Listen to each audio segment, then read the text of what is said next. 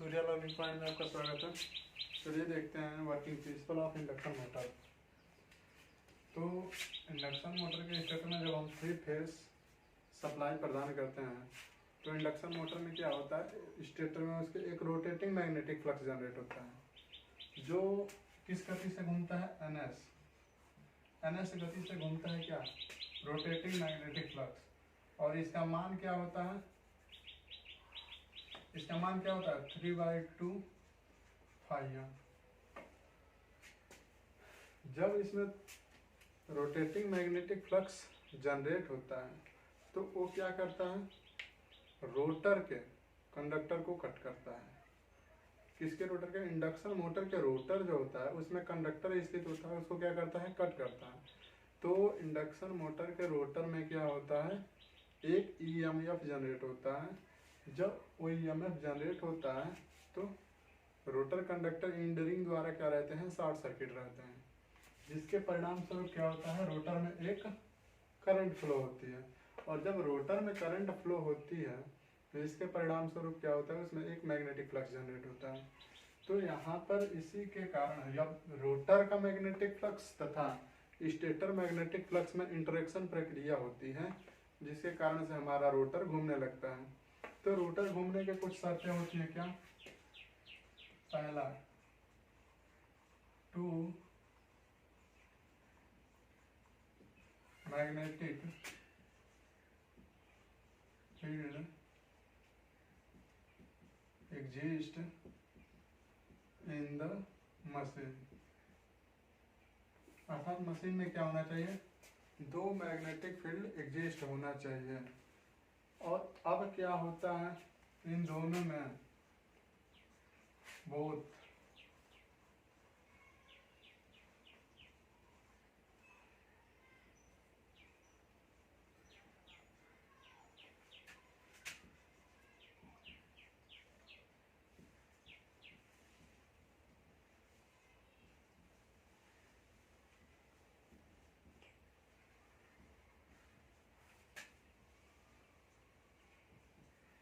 और इन दोनों मैग्नेटिक फील्डों में क्या होना चाहिए, कुछ न कुछ डिस्प्लेसमेंट होना चाहिए।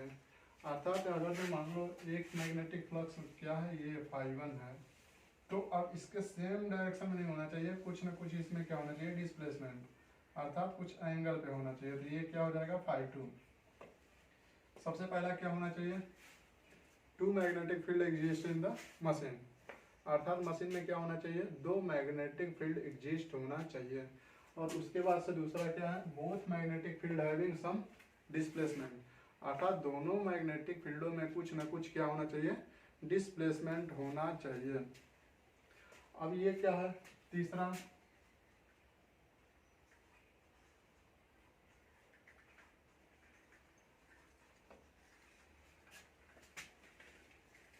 Both magnetic field stationary to each other, अर्थात दोनों मैग्नेटिक फील्ड जो हैं वो आपस में एक दूसरे से क्या होना चाहिए, स्थिर होने चाहिए, अर्थात ये स्टेशनरी होने चाहिए दोनों के दोनों। और अगला इसमें क्या है, नेसेसरी कंडीशन में,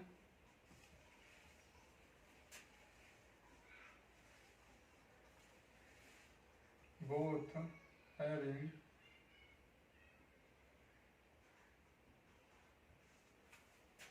सेम एम्पलीट्यूड,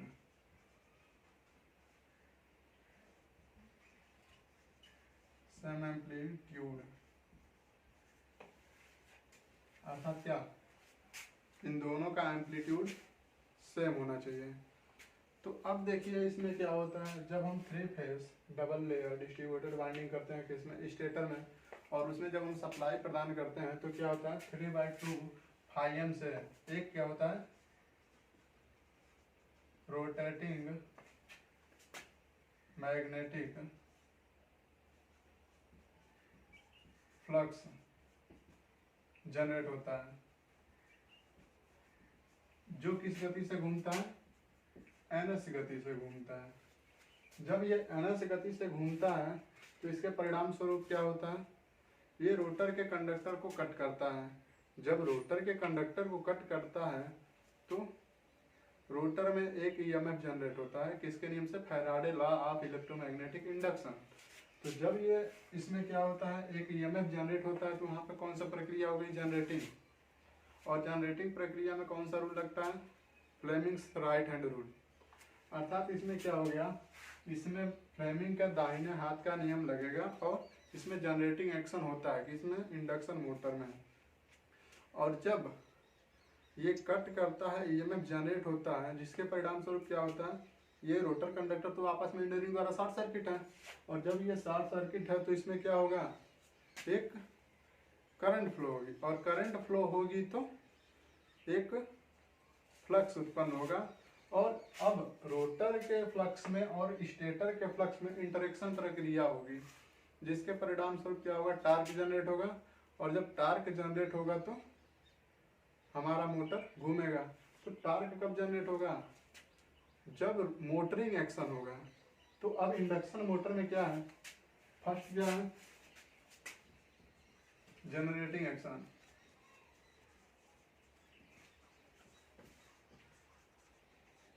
और दूसरा क्या है? Motoring action.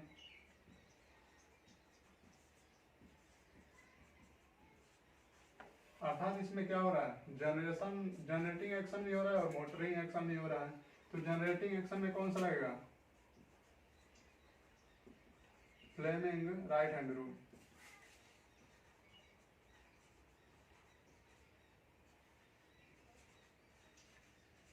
और इसमें कौन सा लगेगा? Fleming left hand rule. तो अब ये ऑप्शन में पूछता है इंडक्शन मोटर में निम्न में से कौन सी प्रक्रिया होती है? पहला पूछेगा मोटरिंग, दूसरा बोलेगा जनरेटिंग, उसके बाद दे देगा क्या? मोटरिंग तथा जनरेटिंग दोनों, और इनमें से कोई नहीं। तो ये क्या होगा? मोटरिंग तथा जनरेटिंग दोनों एक्शन होता है। अब ये भी क्वेश्चन आता है कि इंडक्शन मोटर में फ्लेमिंग के कौन सा हाथ का नियम लगता है? फ्लेमिंग के दाएं, फ्लेमिंग के बाएं, फ्लेमिंग के दाएं और बाएं दोनों। तो फ्लेमिंग के दाएं और बाएं दोनों। अब इसे प्रूफ कीजिए। तो सबसे पहले क्या होता है? हमारा होता है स्टेटर,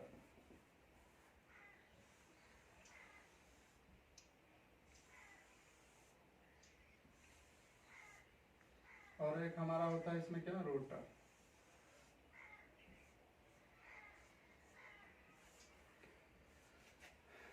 इसमें वाइंडिंग रहता है। इसमें जब हम 3 फेज सप्लाई प्रदान करते हैं स्टेटर में, तो क्या होता है? एनएस गति से घूमने वाला एक रोटेटिंग मैग्नेटिक फ्लक्स जनरेट होता है। इसमें क्या है? मान लो हमारा एक कंडक्टर है, इसमें क्या है? कंडक्टर है।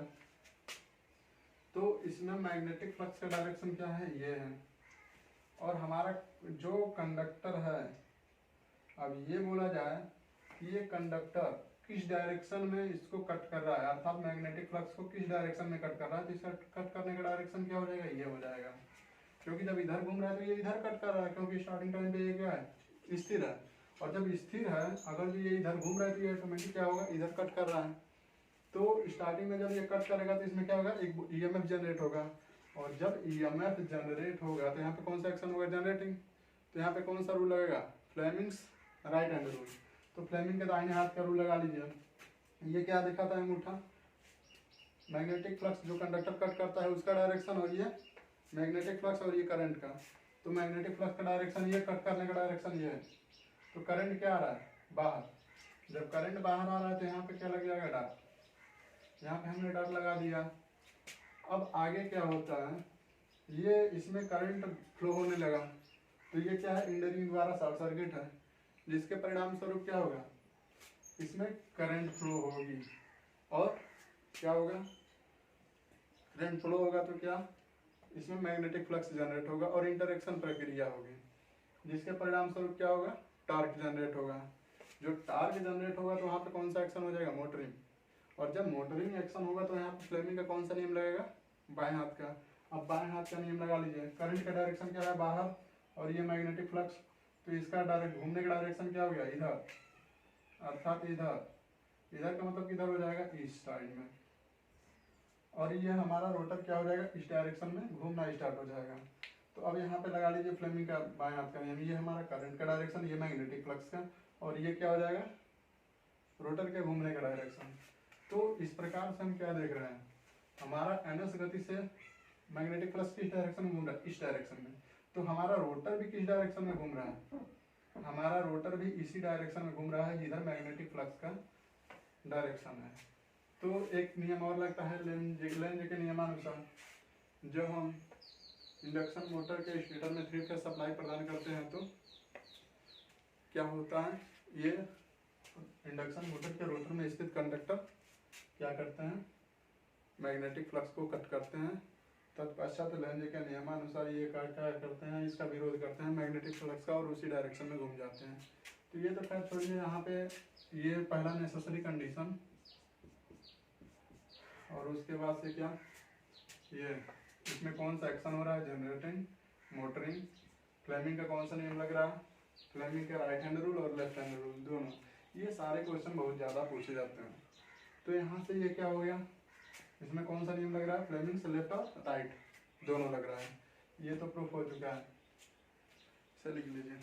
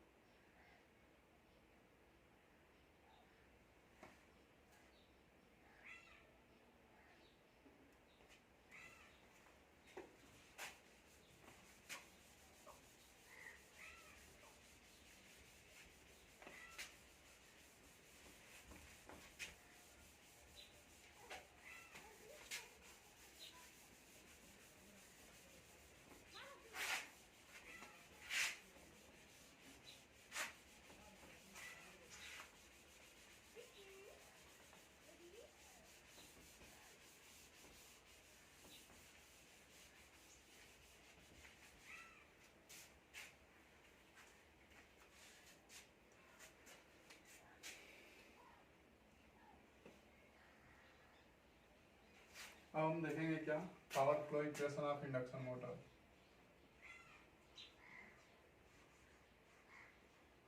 पावर फ्लो इक्वेशन ऑफ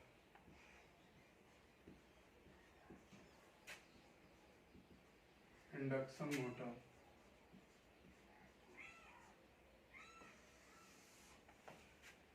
तो इसमें क्या होता है, सबसे पहले हम क्या करते हैं, स्टेटर में सप्लाई इनपुट करते हैं। सबसे पहले क्या होता है, सबसे पहले हम स्टेटर में सप्लाई क्या करते हैं, इनपुट करते हैं। तो सबसे पहले स्टेटर में इनपुट कर दीजिए, स्टेटर इनपुट। इसके पश्चात क्या होगा, यहाँ से इसका लॉस होगा, कौन सा, stator copper loss plus stator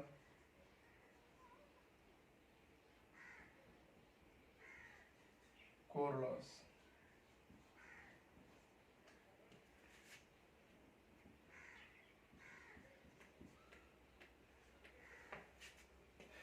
इसके बाद से यहाँ से क्या हो जाएगा,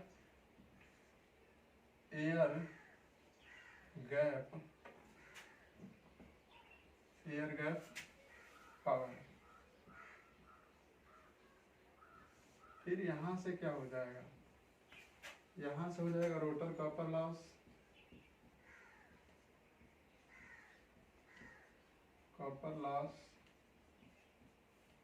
प्लस रोटर कोर लॉस। इसके बाद से जो यहाँ पे बचेगा ये क्या हो जाएगा, पीएमडी अर्थात मैकेनिकल डेवलप्ड पावर, पीएमडी। अब यहाँ से क्या हो जाएगा, यहाँ से हो जाएगा मैकेनिकल लॉस,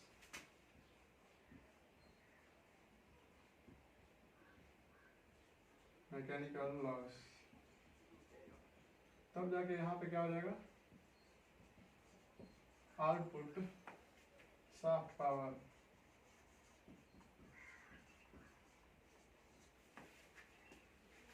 अब ये हमारा क्या हो गया, आउटपुट शाफ्ट पावर। तो यहाँ से हमें क्या निकालना है, यहाँ से एयर गैप पावर को क्या कहते हैं, पीजी, और रोटर कॉपर लॉस को पीआरसी। अब यहाँ पे क्या होता है, ये इक्वेशन होता है, अगर यहाँ देखा जाए पीजी बराबर क्या होगा, तो पीजी बराबर क्या होता है, पीजी का मान क्या होता है,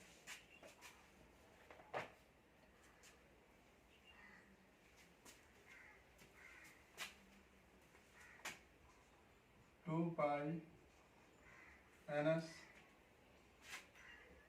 अपॉन 60 इंटू टी। क्यों, क्योंकि यह स्टेटर का क्या है, आउटपुट है, इसलिए हम क्या रखते हैं NS।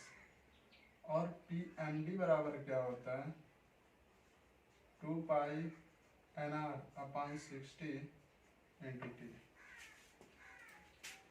ये हमारा क्या होता है, PG अर्थात एयर गैप पावर। और ये हमारा क्या होता है, क्या, मैकेनिकल डेवलप्ड पावर। तो एयर गैप पावर क्यों ये NS लिया है, क्योंकि यह स्टेटर में जो मैग्नेटिक फ्लक्स घूम रहा है वही है, तो इसलिए यहाँ पे क्या लिया गया है, NS अपॉन 60। और NR क्यों लिया है, क्योंकि रोटर का स्पीड है, मैकेनिकल डेवलप्ड पावर में जितना रोटर घूमेगा वही उसका स्पीड होगा। तो अब यहाँ से क्या करें, PG माइनस PMD ये किसके बराबर होगा, ये हो जाएगा rotor copper loss plus rotor core loss.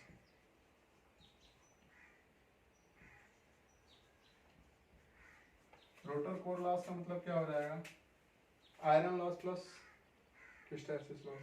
तो यहाँ पे ये रोटर कोर लॉस यानी आयरन लॉस क्या होता है, लेस लेस लेस, बहुत कम होता है।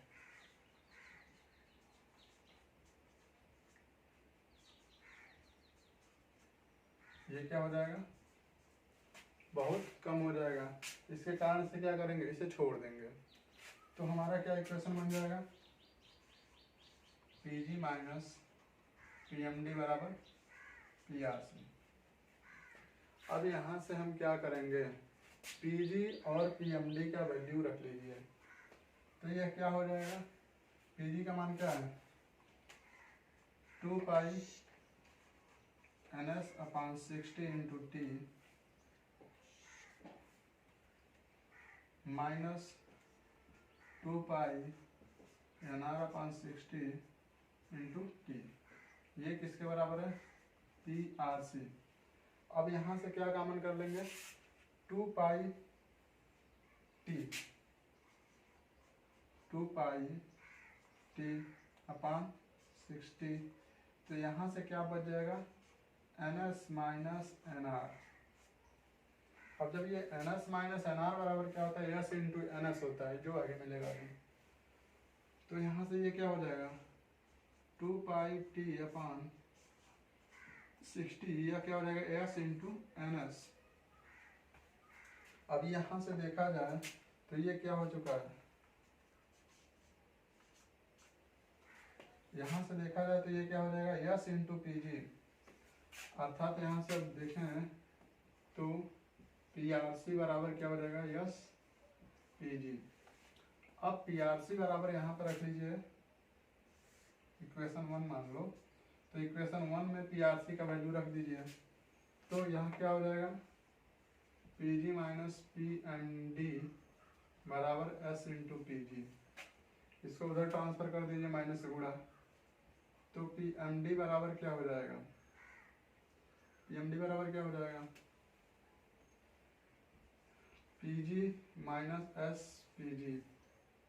तो PMD बराबर PG कॉमन कर लो, क्या हो जाएगा, 1 माइनस S। ये क्या हो गया, PG और PMD में यहाँ से अगर देखा जाए, यहाँ से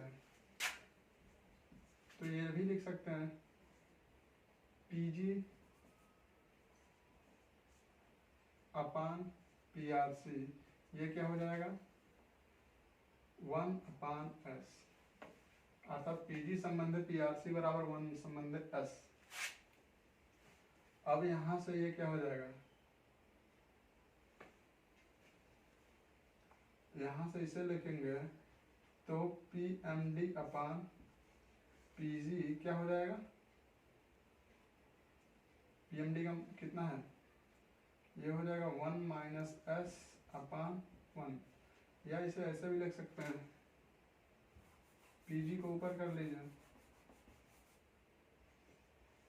पी जी अपान पी एम डी बराबर 1 अपान क्या हो जाएगा 1 माइनस एस। अब यहाँ से पी एम डी का मान रख लीजिए, यहाँ से किसका मान रखेंगे, अब किसमें किसमें संबंध निकालना है, P R C P G में निकल गया, P G P M D, अब पी आर सी और पी एम डी, तो पी आर सी और पी एम डी में रखने का मतलब पी जी बराबर रख दीजिए, पी जी बराबर क्या है, पी जी का मान यहाँ से निकालेंगे तो क्या हो जाएगा, पी जी बराबर क्या हो जाएगा P R C upon S, तो ये वैल्यू रख दीजिए इक्वेशन 1 में, ये हमारा कौन सा इक्वेशन हो गया, ये 2 हो गया, ये 3, इक्वेशन 1 में रखिए पी जी का वैल्यू, तो यहाँ से क्या हो जाएगा P R C upon S minus P M D बराबर क्या हो जाएगा पी आर सी। अब इसको उधर ट्रांसफर कर लीजिए, तो पी एम डी बराबर क्या हो जाएगा, ये माइनस है अभी, P R C minus P R C upon S, तो पी एम डी बराबर क्या हो जाएगा P R C upon S minus P R C. तो अब यहाँ से ये क्या हो जाएगा पी एम डी अपान, अभी अपान नहीं, ये बराबर क्या हो जाएगा, यहाँ से कॉमन कर देंगे पी आर सी, तो ये क्या बच जाएगा 1 अपान एस माइनस 1 अपान एस माइनस 1, तो पी एम डी अपान पी आर सी ये क्या हो जाएगा 1 माइनस एस अपान एस। अब यहाँ से अगर देखा जाए